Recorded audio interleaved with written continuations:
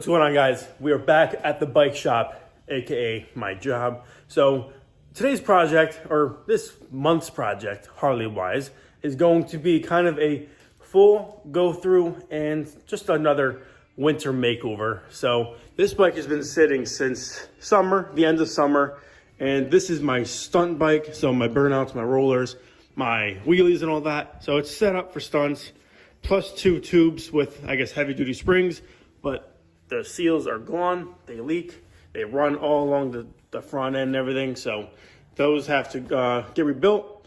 This banjo bolt is stripped in this master cylinder, so it leaks, and it's just yellow, it's nasty. And you can just see how crusty this bike is. Like, look at that. That is all oil. There's oil on every single corner of the front of this bike, even the frame. Just this bike needs a full detail. So what's the best way to do that? Strip it down to nothing and stop the oil leak, but in the way, customize it. So we got a few more things we're gonna do. We're probably gonna take these wheels out and have them powder coated gloss black. These are actually powder coated chrome, but they look too nardish gray, like kind of dull. I mean, there is a clear coat to them, but it looks more like gray, not clear coat, and I don't like that. Especially with polished tubes, I'm gonna polish these up like chrome, like that. And the black mags will definitely pop. We're gonna get the newer master cylinder. I don't have one over here for reference, but a modern one. We have brand new risers right here, 6-inch, nice chrome controls. We need new grips. What else?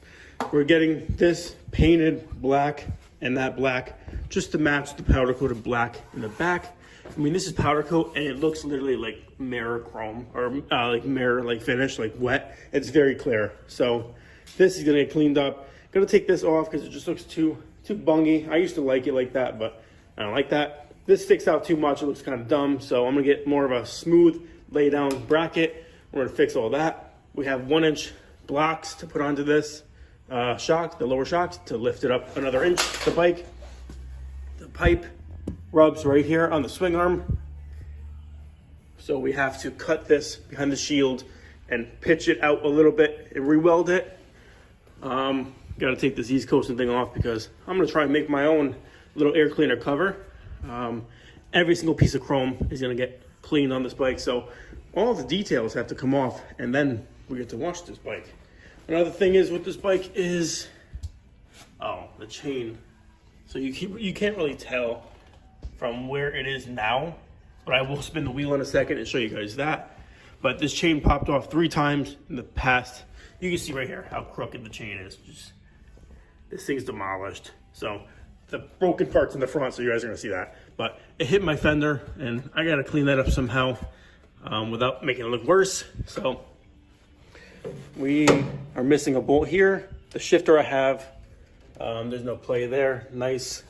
This petcock leaks a little bit, so we have to clean that up and reseal that. We gotta finish sanding all these fins because these are finished on the front, but these are not. I painted this whole motor, so it's gonna have to get redone and touched up. Filter hasn't been changed in a while. It's just spray paint over spray. The wiring looks just a little janky. This is an older headlight, so I'm gonna go to a newer one. And yeah, so there's a lot of things to do to this bike, but I just want to give you guys a before we start tearing it apart. So right now, I guess let's just start tearing it apart, put stuff on the shelves, and get this tank drained, get it ready to be spray painted gloss black. Maybe powder coat, we'll see, just for durability, like that. But we'll see. Okay, so we have the bike in the air. We already have the front fender off. We have the front caliper, the headlight assembly, the brake, the whole front brakes. This exhaust doesn't have a bracket, which is supposed to go over here on the side of the transmission to the back of this mounting tab, but we don't have one. So it jiggles a lot and it does come loose, and it's not good because it can end up cracking your pipe because it vibrates so much. So these 4 1/2-inch studs, bolts, we're gonna get those in a second, and this whole exhaust comes off. I just want to show you guys the chain. So this is a little story on the chain. It went, I think, twice. 2 weeks, 1 week, fixed it, a few days later. Then it broke again a few days later, actually at my shop. So one was a town over, then the next week was a street over from my shop, and then I fixed it just good enough to literally rage 100 miles per hour from Connecticut to Brooklyn, New York for Indian Larry. And I do not know how, but this bike made it all the way back an hour and a half, both ways, and then riding around Brooklyn, New York all day. It made it back to my girlfriend's and then back to my shop. I do not know how. And this is literally how it is right now. So you can see just how crooked. I mean, this doesn't really do any justice, but this chain is supposed to be flat. But it's like a roller coaster. So this thing's actually tight. I don't know why, but spin this. I mean, it's tight, but now it's leaning that way.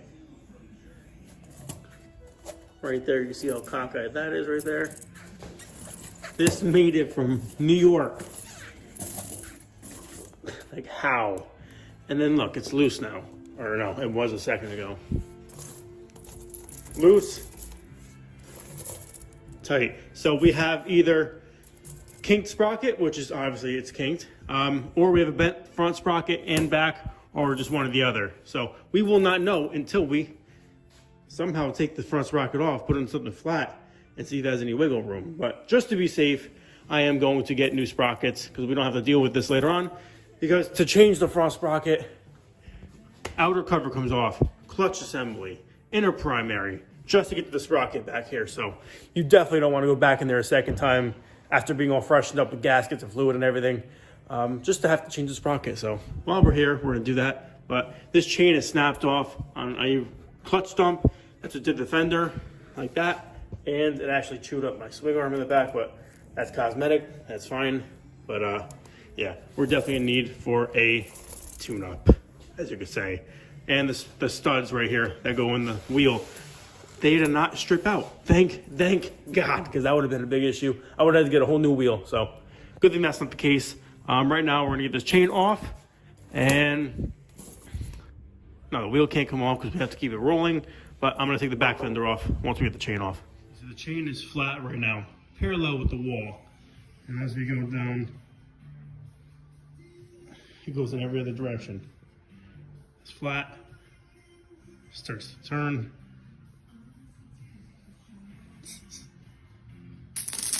So this is also the best way to determine if you have a bent sprocket. So obviously with the wheel, it is tightened down and it is flat. Well, it is most likely straight. So what I just discovered is I shouldn't have ran this wheel spacer in the back.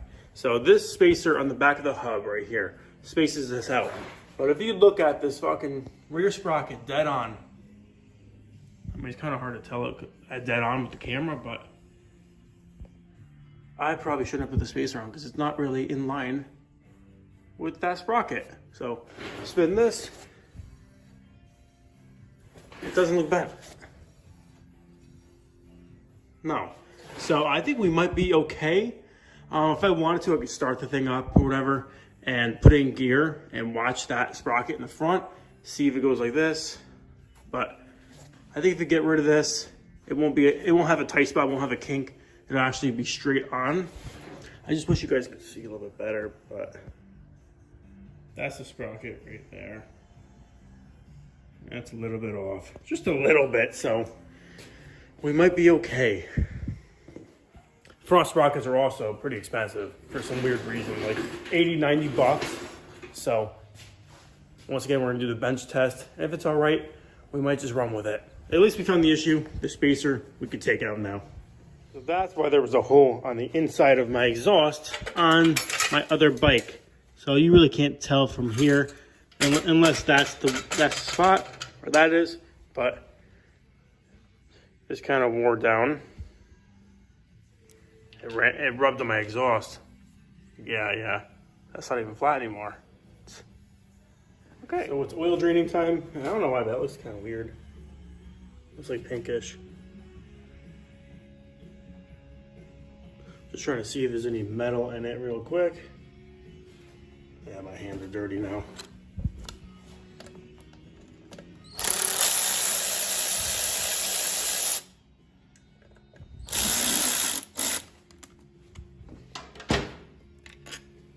Keep it on so we can fully drain. Yeah.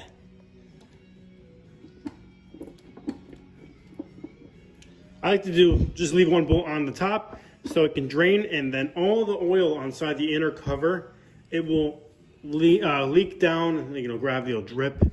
So you don't have any oil at all in your primary cover when you take it off, and it's just, you put it aside, it's leaking. No, just let them both just drain all the way to the bottom. And look, nothing on the table, so hey, good. But I gotta take this whole thing off, the whole clutch basket, the compensator nut, the adjuster, and the actual inner primary, because right here is a casting for the transmission, well, the primary actually. When the chain came off, it snapped a little bit of I think it snapped the bolt. So the bolt went a little oblong in the hole, and it stretched it out a little bit, and then it stripped out. So it pulled the bolt out. So I had to actually drill the primary one size bigger, and then try and tap the casting on the transmission, so we can get a bolt to crush that, because it has to be sealed or it'll leak fluid. Well, I don't think it would leak fluid, but it would end up vibrating, shocking, and it would break. So we're gonna take this back off and fix that. Also, when the chain came off the very first time, it got jammed up here. So I had to fix it, put on the sprocket, and then crank the wheel back to get it back on the sprockets. But we actually bent the shift shaft right here that comes out of the transmission on the side. So that's why this has to come off. But every time you shift, I mean, now I think it's springy, but it's leaking out of the seal because the shaft is like this. So the seal is crushed and it's just coming out of the back of the seal. But the shaft is not straight. It was bent and it would actually drag. So every time you shift it after the accident, you shift down, it sticks. So you have to lift up a little bit just so it stays in gear. It's weird. So we're gonna take it all apart anyways while we're here. And yeah, that's the next thing. So when we get this off, I'll show you guys what I'm talking about with the transmission bolt.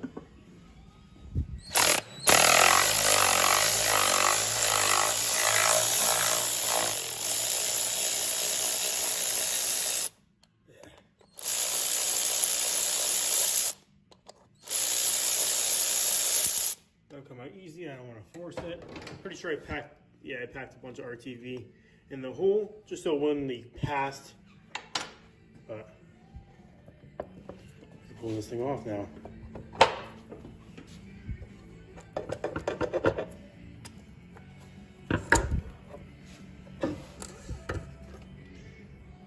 Here we go. So put this thing right here on the pan, on the drain. Aye, bitch. Okay, so this is what I was talking about right here. I mean, it still looks savable. Even if we have to go one size up, this is the hole. And it rubbed right here, and I believe it cracked right here. But that's all cosmetic, that's fine. But this is aluminum. If you want to get it welded, yeah, those are, I can't tell if those are rocks or metal. They're rocks, I think. So I'm gonna watch out for that bearing, but we're gonna clean this up in later videos when it comes to assembly again. But I have to get this off right now and see if this is bent. It seems kind of hard to turn over. You hear that? So it's fine, and you hear that. Hope the shaft isn't bent. All right, first let's start with the starter. We'll get this off right here. This is what's bent. Yeah, you can see right here clearly. So that's where it leaks out of the back of that seal because it's pinched. And yeah, starter, well, the shifter sticks, but not anymore. But that's what leaks into here because this is where it sits. Yeah, let's get this off too. Okay, so for day one, that is definitely enough on the Dyna. I would say we've got a lot done for probably hour and a half, 2 hours worth. So we got this thing almost fully prepped to start actually getting work done. So we have to do the shift shaft right there. So top cover comes off, the forks and all the whatever they're called for the tranny. Tank comes off and some other random stuff. So for now, this has to come off, get put to the side, and we have to get another bike on the table to start working on that. So that's it for day one. So stay tuned for part 2. And yeah, thanks for watching. Peace. So what I have to do now is, we already had this primary cover off over there for probably 2 months. So I guess this bottom end is pretty toasted. So we got to take foot controls off, the clutch, the primary, the accessories, the tank, the coil, the seat, all that. So this is one of the most annoying jobs, taking everything off to get the engine out. So air cleaner, you really don't have to, but it's lighter, it's better to grab it. Pipe has to come off, oil tank, the line's right here. It's a big old biatch. So what time is it? It is 1:33. So yeah, we're not gonna have this motor out today, but we're gonna try and get it as close as we can. So let's get into it.